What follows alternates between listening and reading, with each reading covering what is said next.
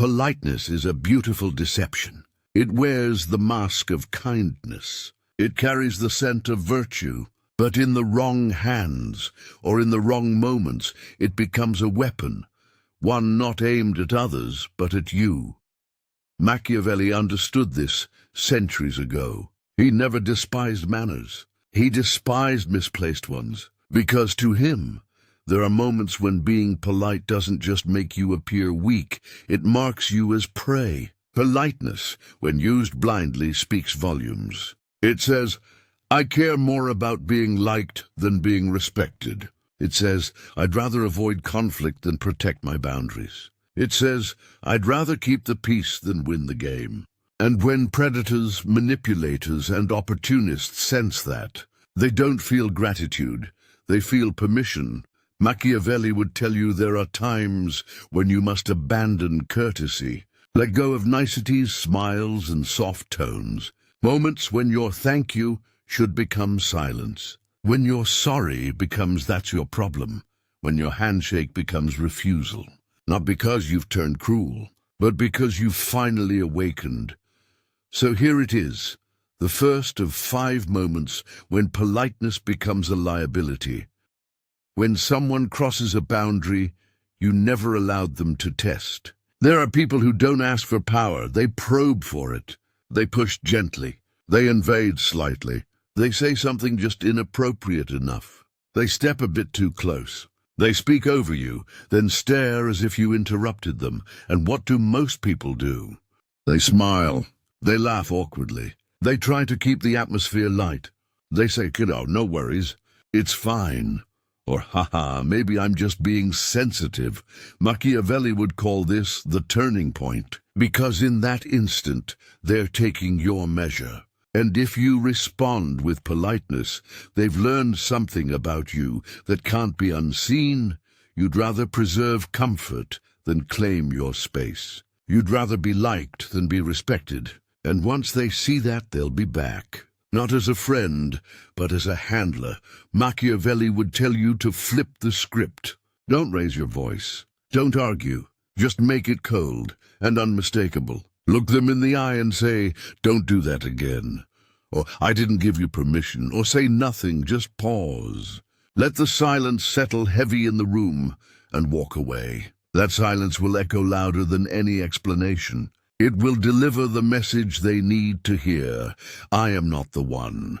Another moment comes when someone apologizes only to manipulate you. Because not every apology is sincere. Some are just keys to your defenses. They hurt you, then rush to say sorry. But it's not remorse, it's rehearsal. They want forgiveness on schedule. They want kindness on demand. And you, wanting to stay polite, feel the pressure. You don't want to look bitter. You don't want to seem dramatic. So you say, it's okay. You say, I understand. You say, I forgive you. But what you've really said is, you can get away with this. You can reset the game any time, as long as you act remorseful. You decide when healing begins. Machiavelli would burn that instinct to the ground. He'd tell you, there is no virtue in forgiving someone who weaponizes your decency. You owe no one comfort for pretending to feel regret. You don't have to accept every apology. And you certainly don't have to make it easier for those who made your life harder. Instead, pause. Let their apology land and go nowhere. Say nothing, or simply say, I heard you, or thanks for saying that. But it changes nothing. That's not bitterness. That's sovereignty. And a manipulator's greatest fear is someone they cannot soothe back into submission. Now consider when you're dealing with a chronic victim. You've met this person. Every story they tell paints them as both the hero and the wounded. They are always being wronged, ignored, excluded, or disrespected. And each time they speak to you, they don't want clarity or truth. They want pity. They crave validation for their suffering. And when you try to be polite, you nod. You agree. You say, that's so unfair. And without noticing, you get pulled into their script. But here's what's really happening. They're feeding on your politeness, your patience, your emotional labor. And slowly, you become their emotional servant. Machiavelli would never tolerate this. He would see it immediately for what it is, emotional parasitism. He would detach. He would break the loop. He'd say, "You always seem to be in the same pattern. Do you ever take responsibility for your part?" Or he'd simply change the subject. That kind of cold disruption breaks their rhythm, because they can't feed on silence. They can't manipulate someone who refuses to play the game. These are only the first three moments when unchecked politeness doesn't protect you. It exposes you. It opens doors that should have remained closed. It signals that you'll let people in, even when you shouldn't. But Machiavelli's approach was different. He wasn't rude. He was deliberate. And when he removed politeness from a moment, it was like cutting oxygen from a flame. The chaos ended. The manipulation stopped. The false apologies dissolved. He didn't need anger or cruelty. He simply chose presence over performance. Some will tell you politeness is always the higher path. But Machiavelli knew better. He understood that often politeness isn't strength, it's submission dressed as virtue. And it's most dangerous when it becomes automatic. When you smile, not from peace, but from fear of showing fire. Politeness has become the most socially accepted form of self-betrayal, the most respectable way to surrender your control. Let's go further. The fourth situation, when your time is being wasted deliberately. There are two types of time wasters, the oblivious and the calculating. You can forgive the first, but the second, the one who talks in circles, delays decisions, schedules pointless meetings, or keeps you waiting just to assert control. That one isn't disorganized. They're testing you. They want to see how long you'll sit there, how much of your day you'll sacrifice, how far you'll bend your schedule to accommodate their indecision. And if you respond with politeness, if you smile, nod, and say, "It's okay, take your time," you failed the test. You've told them, "My time only matters when you decide it does." And to Machiavelli, that was one of the greatest forms of weakness. Why? Because once your time is negotiable, your power is too. And once someone learns they can hijack your momentum with delays, you become their puppet, strung along by courtesy and calendar invites. Machiavelli would never allow that. He would interrupt. He would end the meeting. He would walk away, not from pride, but from principle. Because he knew time is the one resource you never negotiate. So when someone wastes it deliberately, stop smiling. Don't excuse the delay. Say, "Let me know when you're ready to move forward." Or better yet, "This doesn't seem like a priority to you. Let's revisit when it is." That single sentence will accomplish more than hours of polite reminders. Because suddenly you become the scarce resource. And no one disrespects what they're afraid to lose. The fifth situation comes when someone tries to intimidate you with passive power. This one is the trickiest of all. You're not being yelled at. You're not being insulted outright, but you feel it. The condescension, the silent treatment, the veiled sarcasm, the way they say your name just a little too slowly, the pause before they answer, long enough to imply control. And you, being polite, try to keep the peace. You respond calmly. You smile. You act unbothered. But inside you shrink. And the worst part is, they can tell, because their power doesn't come from their words. It comes from your reaction. Machiavelli understood this kind of psychological warfare better than anyone. He studied the silent aggressors. He knew that some people don't strike to get a reaction. They strike to test your self-image. And if you stay polite, they win. Because in this context, politeness is submission disguised as composure. It tells them, "I'll let you chip away at me as long as you do it quietly." No, you hold your frame. You don't mirror their hostility. You strip their power. You take away their audience, their reward, their leverage. They speak with hidden dominance. Interrupt mid-sentence and say, "Let's stay focused," or if there's something to say it directly.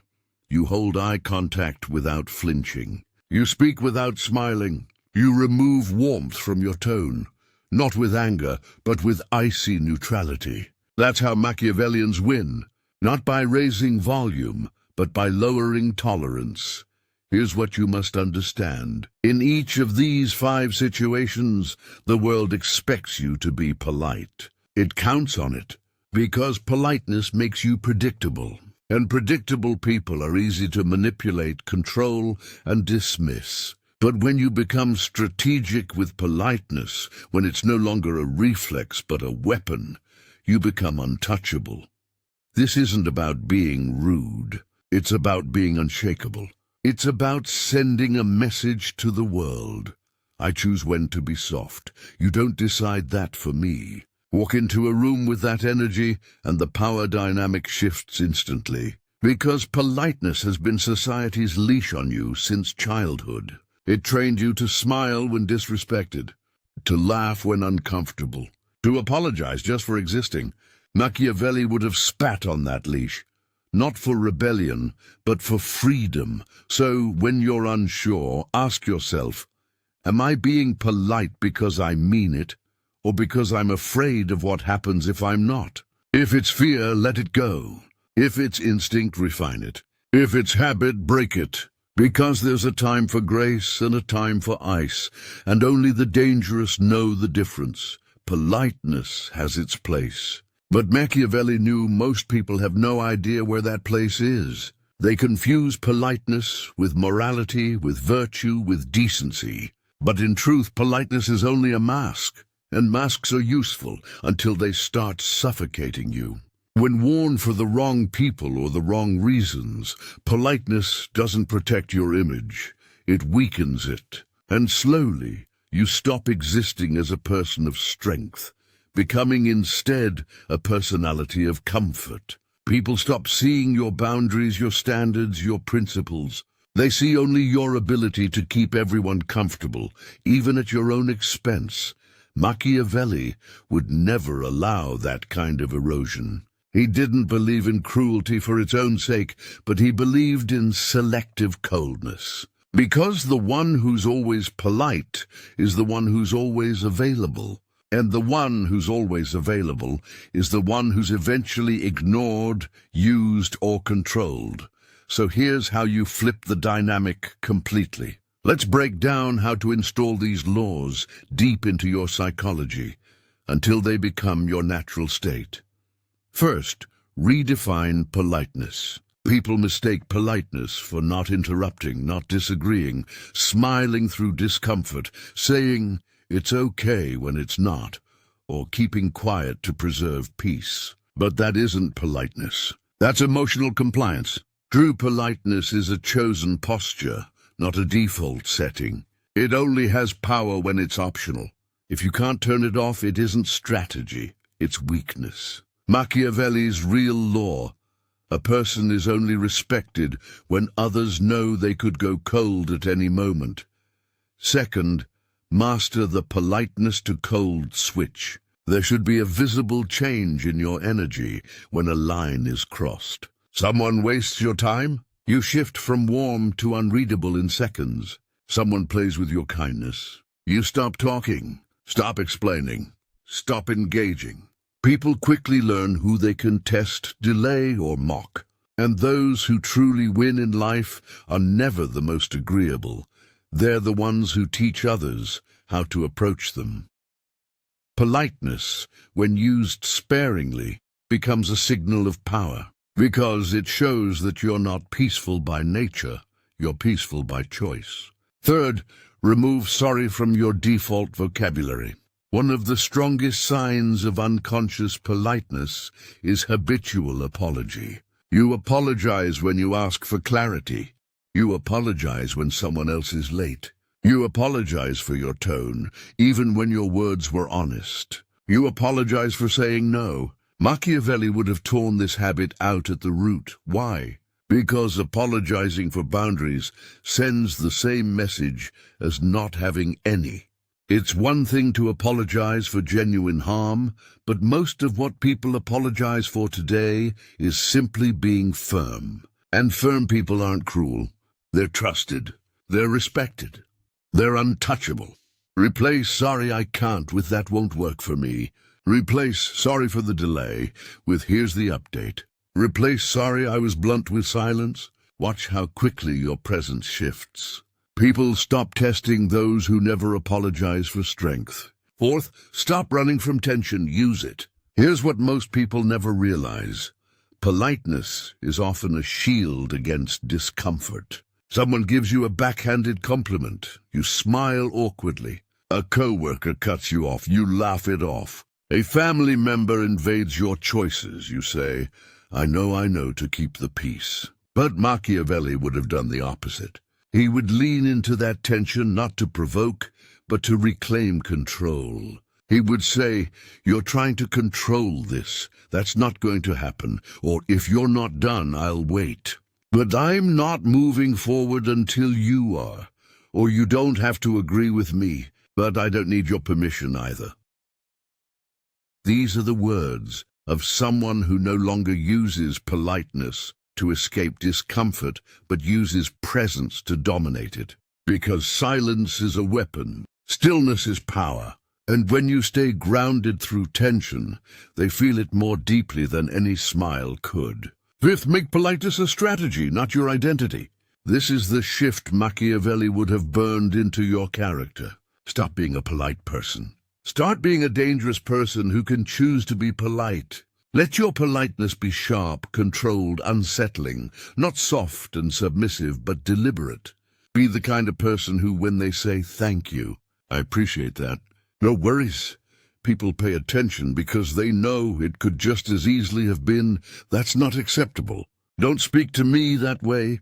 Or worse for them, complete silence. The man who is always gentle fades into the background, but the one who chooses gentleness becomes the storm others must adjust their sails for. You don't need to shout. You don't need to break things. You don't need to pretend to be ruthless. You simply need to withdraw politeness when weakness expects it, and reserve it only for those who've earned it. That's what Machiavelli would do, and that's what makes someone unforgettable.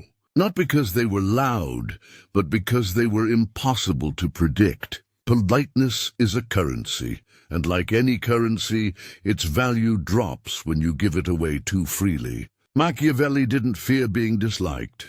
He feared being disrespected, because respect, not affection, is the foundation of power. Affection fades, but fear of your coldness that endures. And here's what most never grasp.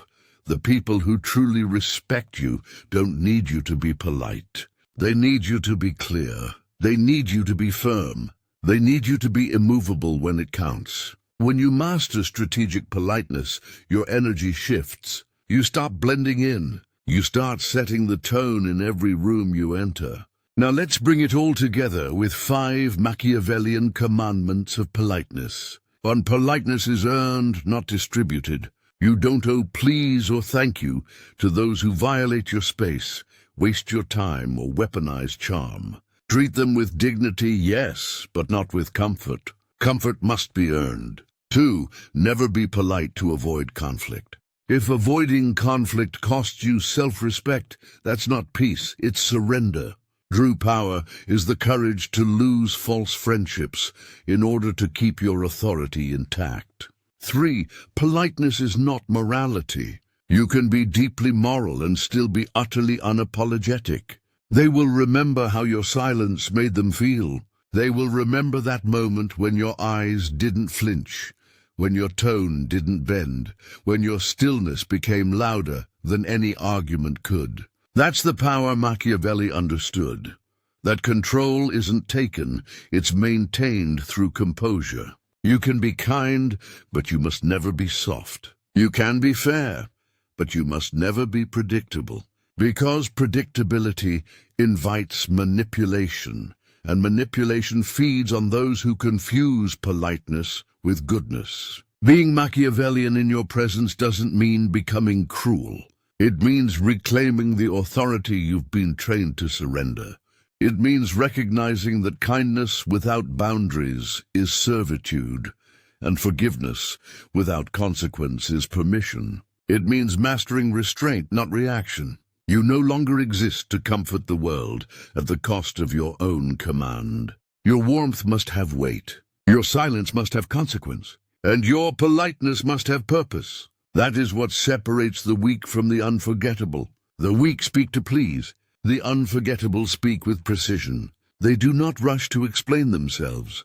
They do not apologize for existing. They do not justify their standards. They understand that every word, every pause, every withheld smile is a move on the board. And only those who can play silence like a weapon ever hold true influence. So when you walk into a room, don't bring the energy of someone seeking approval. Bring the energy of someone who grants it. When you speak, let each word feel deliberate, carved from control, not reaction. When you're tested, don't meet fire with fire. Meet it with stillness so cold it burns. Because power doesn't scream. It doesn't plead. It doesn't explain. Power waits. Power watches. Power chooses when to reveal itself. That is the Machiavellian way. To be polite by strategy, not habit. To be kind by choice, not compulsion. To be silent, not because you have nothing to say, but because you've already decided who deserves to hear you. In a world that rewards noise, your silence will disturb them. In a culture obsessed with validation, your indifference will unsettle them. And in rooms where everyone is trying to be liked, you'll be the one they never forget. Not because you tried to please them, but because they'll never quite understand you. And that mystery, that quiet unpredictability, is what Machiavelli knew to be the truest form of power.